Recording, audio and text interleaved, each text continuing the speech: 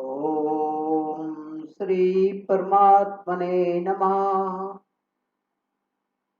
श्रीमद् भगवत गीता रहस्य अध्यात्म का रसायन विज्ञान।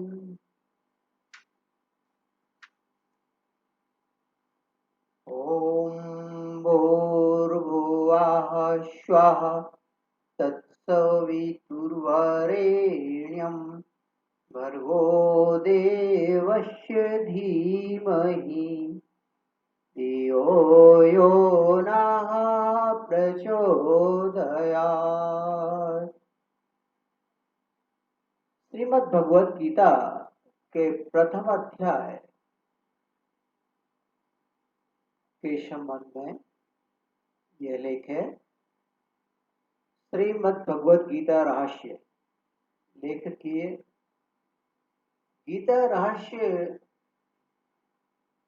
एवं आध्यात्मिक रसायन विज्ञान लेखन के संबंध में पाठकों के मन में सबसे पहले यह प्रश्न जागृत होगा कि पुस्तक के लिखने की आवश्यकता क्यों पड़ी। वास्तव में उक्त प्रश्न सर्वाधिक प्रासंगिक है। वर्तमान परिस्थितियों में यह दृष्टिगोचर हो रहा है कि देश का कर्णधार युवक भौतिकता की चमक धमक से इतना अधिक प्रभावित हो रहा है कि उसे हीरा और जर्किन की पहचान ही खो रहा है। जर्किन वास्तव में वर्तमान युग का चमकदार नगीना है जो कि सुंदर और आकर्षक दिखाई देता है। इसकी चमक देखते ही बनती है, यह बात अपनी जगह ठीक है, लेकिन हीरा से उसकी तुलना करना अप्रासंगिक है क्योंकि हीरा असल है तो जर्किन उसकी नकल है। फिर जिसकी जेब में, जिसकी गांठ में हीरो सहित अनेक अमूल्य रत्नों का भंडार पहले से ही विरासत में उपलब्ध हुआ हो, फिर भी वह जर्किन को पाने के लिए भटकता फिरे, यह स्थिति कस्तूरी मृग की भांति है। यह स्थिति कितनी दुखद है। इस दुखद स्थिति ने मेरे हृदय को विदीर्ण कर दिया और मुझे गीता रहस्य जानने के लिए प्रेरित कर दिया। परंतु मैं स्पष्ट अनुभव कर रहा हूं कि इस पुस्तक को लिखने की प्रेरणा का स्रोत तो कहीं और ही है। जिस प्रकार बल्ब जलता कहीं और है परंतु उसकी ऊर्जा का स्रोत कहीं और ही होता है। उदाहरणार्थ, गांधी सागर जल विद्युत परियोजना के अंतर्गत पावर हाउस गांधी सागर बांध पर स्थित है, परंतु उस ऊर्जा से पूरे मध्य प्रदेश सहित अन्य प्रदेशों में प्रकाश होता है तथा नाना प्रकार के कल कारखाने चलते हैं। ये कल कारखाने एवं बल्ब तो निमित्त मात्र होते हैं, जबकि विद्युत शक्ति तो पावर हाउस ही देता है। इसी प्रकार पुस्तक का लेखक तो जुगनू की तरह एक छोटे से बल्ब की भांति निमित्त मात्र है। इसका पावर हाउस तो कहीं और ही है जो समस्त विश्व को प्रकाशित कर रहा है। उस पावर हाउस के सृजेता ने इस लेखक में बीजारोपण दिनांक 28 जून 1980 को ब्रह्म वर्चस्व शोध संस्थान शांति पुंज हरिद्वार की सदस्यता देकर कर दिया था। उन्होंने अध्यात्म का वैज्ञानिक प्रतिपादन करने का संकल्प कराते हुए जो कहा था, वे शब्द आज भी मेरे कानों में प्रतिध्वनित हो रहे हैं। उस महाकाल के शब्द निम्नानुसार थे: हम अपने बालकों को रेवड़ियां बांट रहे हैं। ईश्वरीय सत्ता को जो कार्य करने होते हैं वह स्वयं कर लेती है, परंतु किसी न किसी को निमित्त बनाती है। जिस प्रकार भगवान श्री राम ने राक्षसों के विनाश का संकल्प लिया था और इस कार्य के लिए रीछ वानरों को निमित्त बनाया था, त्रिलोकी विजेता राक्षस रावण का संहार करने के लिए निम्न योनियों में जन्मे रीछ वानर इस महान संकल्प को पूर्ण कर सकेंगे, यह असंभव सा प्रतीत होता है। परंतु ईश्वर जिस कार्य को करना चाहे और जैसे करना चाहे वह असंभव कैसे हो सकता है। इतिहास साक्षी है कि उन निम्न योनियों में जन्मे रीछ वानरों के सहयोग से ही त्रिलोकी विजेता रावण का कुल सहित विनाश हुआ। ब्रह्मवर्चस्व शोध संस्थान की सदस्यता के लिए संपूर्ण भारत से विज्ञान संकाय के स्नातकों को बुलाया गया था। उस अद्वितीय आयोजन में परम पूज्य गुरुदेव की कृपा से सम्मिलित होने का सौभाग्यपूर्ण सुअवसर इस पुस्तक के लेखक को भी प्राप्त हुआ। परम पूज्य गुरुदेव वेद मूर्ति तपोनिष्ठ गायत्री परिवार के संस्थापक पंडित श्री राम शर्मा आचार्य एवं माननीय डॉक्टर प्रणव पंड्या साहब ने मुझको गीता पढ़ने एवं आदरणीय चिन्मयानंद द्वारा लिखित टीका पढ़ने के निर्देश दिए थे। सच कहूं तो मैं उस समय अध्यात्म से बिल्कुल ही अपरिचित था, लेकिन परम पूज्य गुरुदेव ने मेरी मनोभूमि में इसका बीजारोपण अनजाने में ही कर दिया था। फलदार पेड़ का बीजारोपण करते ही जिस प्रकार वह तत्काल फल नहीं देने लगता है, बल्कि पेड़ बनने एवं उसके परिपक्व होने में कुछ समय लगता है।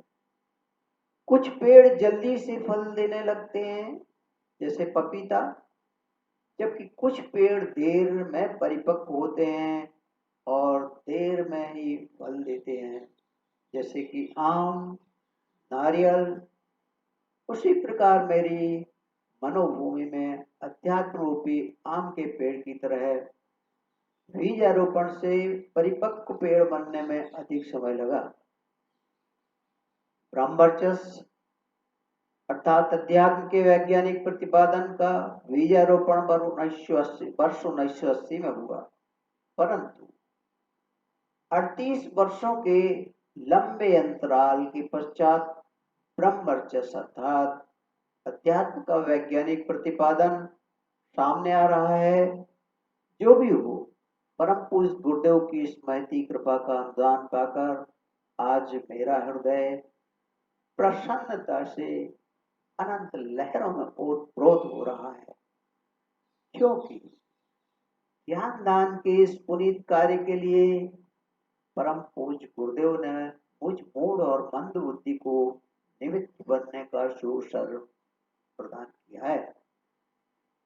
उनके इस उपकार के लिए मैं सहृदय सत सत कोटिशा नमन बंदन करता हूँ। श्रीमद् भगवद गीता में 700 श्लोक हैं। प्रत्येक को एक साथ प्रकाशित करने में बहुत बड़ा ग्रंथ हो सकता है, जो कि सबके लिए सरलता से उपलब्ध होना संभव नहीं हो पाता। इस दृष्टि से एक एक अध्याय या प्रत्येक श्लोक का अलग अलग प्रकाशन कराना उचित समझा गया है, ताकि अधिक से अधिक व्यक्ति लाभान्वित हो सके। प्रत्येक श्लोक में पाठक के हृदय में उठने वाले प्रश्नों को एवं उनके आध्यात्मिक तथा वैज्ञानिक समाधान सरल एवं सरस भाषा में करने का प्रयास किया गया है। इस लेखन का मूल उद्देश्य हिंदू धर्म में उपलब्ध अध्यात्म की वैज्ञानिकता को प्रकाश में लाने का प्रयास किया गया है, ताकि गुमराह हो रही युवा पीढ़ी अध्यात्म के महत्व को समझे और विरासत में प्राप्त हुए कीमती हीरों का मूल्य समझे और नकली चमक धमक से युक्त जर्किन रूपी भौतिकता के आकर्षणों से भ्रमित न हो। वर्तमान समय में अध्यात्म की समग्र स्वरूप के ज्ञान के अभाव में उसे रूढ़िवाद मानकर उपेक्षित किया जा रहा है।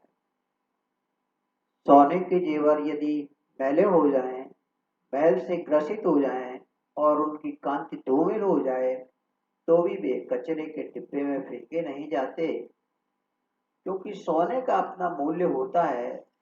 इसलिए समझदार व्यक्ति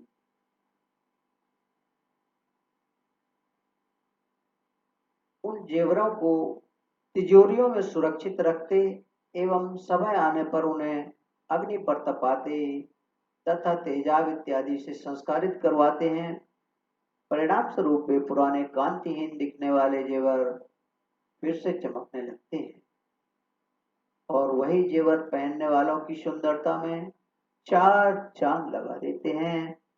सोना तो सोना है, उसकी चमक तो उसका मौलिक गुण है जो कि कभी कम नहीं होता है। आवश्यकता तो सिर्फ उस पर जमे हुए मैल को हटाने की होती है। अध्यात्म एक खरा सोना है, आप्त है, इसलिए इस पर किसी देश काल का परिस्थिति एवं समय का कोई प्रभाव नहीं पड़ता। वर्तमान समय में अध्यात्म रूपी सोने की पर भौतिकता रूपी मैल आच्छादित हो गया है, इसलिए उसकी उपेक्षा हो रही है। भौतिकता रूपी मैल को हटाने के लिए अध्यात्म रूपी सोने के को विज्ञान रूपी कसौटी पर कसना है एवं अग्नि संस्कार करना होगा। सोने का अग्नि संस्कार होता है तभी वह कुंदन बन पाता है। कोई कारण नहीं कि अध्यात्म विज्ञान की कसौटी पर खरा न उतरे, क्योंकि सांच को आंच नहीं। यह समय परीक्षा की घड़ी है। यदि इस समय ब्रह्मचर्य का कार्य नहीं किया गया तो युवा पीढ़ी भौतिकता की चमक दमक में गुमराह हो जाएगी। देश को जिसकी बहुत बड़ी कीमत चुकानी पड़ेगी। भौतिकता की चमक दमक में व्यक्ति, परिवार एवं देश की शांति खोती चली जा रही है। आज जिस जिस अनुपात में भौतिक सुख सुविधाएं का अंबार बढ़ रहा है, उस अनुपात में अशांति एवं रोग भी बढ़ रहे।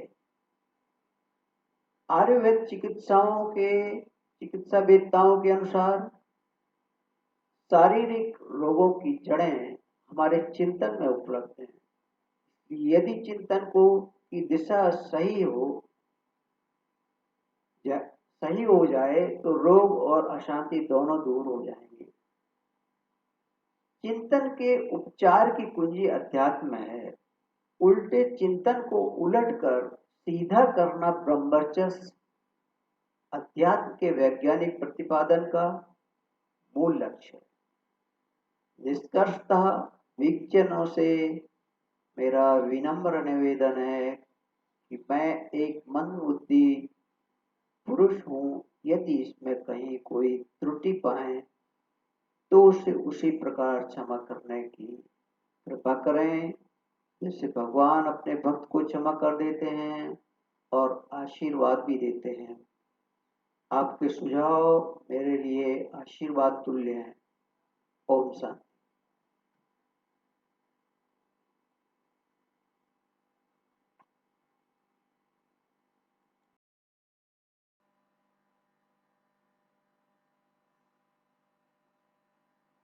उपसंहार। अध्याय क्रमांक 1, श्लोक क्रमांक 1 के भाग क्रमांक 2 में आप श्रीमद् भगवद गीता का महात्म्य सुनेंगे। इसे एक सुंदर कहानी के द्वारा भी प्रस्तुत किया गया है। इसे अवश्य सुनें, लाइक करें, शेयर करें एवं घंटी के आइकॉन को दबाएं ताकि आपको इसकी सूचना मिलती रहे। ओम शांति।